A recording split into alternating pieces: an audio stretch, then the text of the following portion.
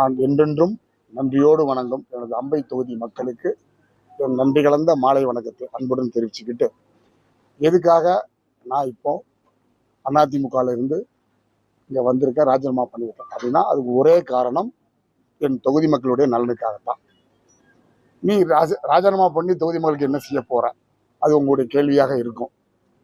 நிச்சயமாக கடந்த 5 ஆண்டுகளாக நான் சட்டமன்ற உறுப்பினராக அம்பாசமுத்திரத்தில் எதிர்கட்சி சட்டமன்ற உறுப்பினராக இருந்தேன். என்னுடைய சட்டமன்ற நிதியில் என்ன பண்ண முடியுமோ அதைத்தான் பண்ண முடிஞ்சதை தவிர வேற எந்த விதமான நலத்திட்டங்களையும் கொண்டு வர முடியல. குறிப்பாக முன்னாள் முதல்வர்கள் உங்கள் தொகுதிக்கு தேவையான 10 கோரிக்கை கொடுன்னு கேட்டு நான் கொடுத்து இது வரைக்கும் எதுவுமே நடக்கலை.